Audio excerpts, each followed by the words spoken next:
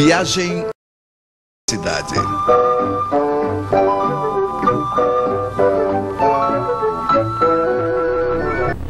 Voltes para ir mais longe.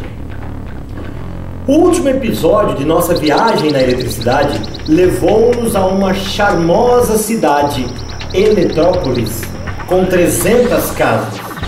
Supondo que se queira alimentá-la com 220 volts trifásicos, isso determinará que tenhamos 100 casas alimentadas por cada uma das fases.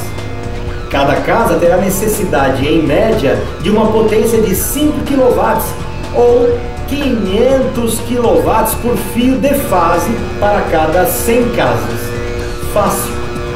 Supondo ainda que a 10 km haja uma usina elétrica que produz 220 volts.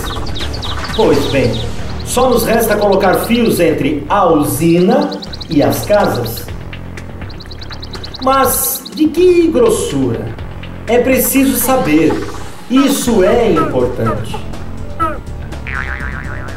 E eis os nossos especialistas em teoria elétrica, Sr. Watt, Volta, Ohm e Ampere, que nos ajudarão.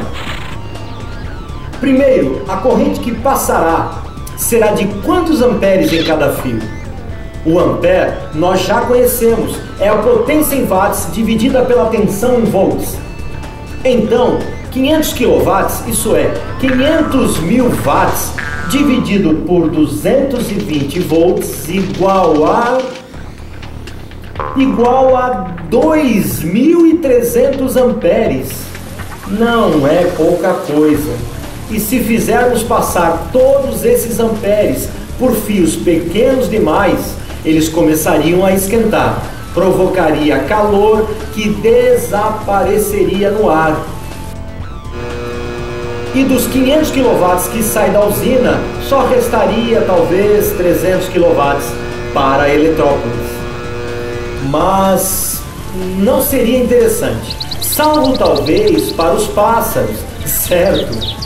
Perdas das linhas de transmissão sempre ocorrem, mas como somos econômicos, não queremos que haja mais que 6% de perdas. Senhor Ohm, por favor, diga-nos qual deve ser o diâmetro dos fios para fazer passar 2.300 amperes sobre 10 km em 220 volts, sem que esquente demais. Diâmetro dos fios. Veja que, se temos uma corrente de 2.300 amperes em 220 volts, teremos um valor de resistência em torno de 0,1 ohm, baseado no consumo de 100 casas. Isso significa que o valor total de resistência do fio em 20 km de 10 km de volta deverá ser inferior a 4% disso, ou seja, 0,004 ohms, 4 milésimos de ohm.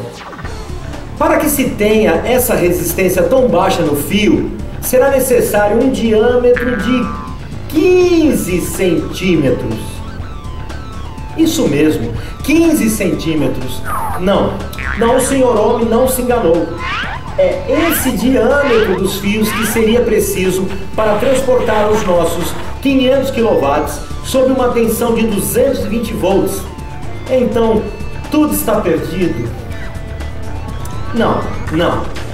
Retornemos nossa fórmula sem tocar na potência. Se duplicarmos os volts, os amperes diminuem pela metade. E com 20.000 volts, 100 vezes mais volts, resultará em apenas 25 amperes, como pode ser constatado pelo cálculo. Ora, 25 amperes, como nos disse o Sr. Ohm, passa facilmente nos fios de 15 milímetros de diâmetro, e não nos anteriores 150 milímetros. Bom, esse fio terá uma resistência de 0,12 ohms por quilômetro, que, vezes 20 km, dará cerca de 2,4 ohms. Veja que a carga, que tinha 0,1 ohm, subiu para mais de 10 ohms, que é bem mais razoável para os fios elétricos. Aí você diz, Mas também eu não vou ligar minha TV em 20.000 volts. Ela foi prevista para funcionar em 110 ou 220 volts. É quando entra em cena um utensílio que vocês conhecem bem, o transformador. O princípio do transformador, senhores, por favor. Bom, pegue uma peça de ferro, faça passar os 20.000 volts dentro de uma bobina de 20.000 espiras. Pois bem, uma bobina de 220 espiras sobre a mesma peça receberá de forma induzida os 220 volts que necessitamos. Simplíssimo. Um transformador permite então a diminuição dos volts, ou ao contrário, um aumento dos mesmos, quando temos grandes potências a transportar.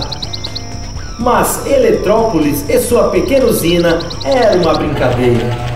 Na prática, uma usina elétrica pode gerar até 1 milhão de quilowatts, geralmente com uma tensão de 20.000 volts. Um primeiro transformador eleva a tensão até 400.000 volts.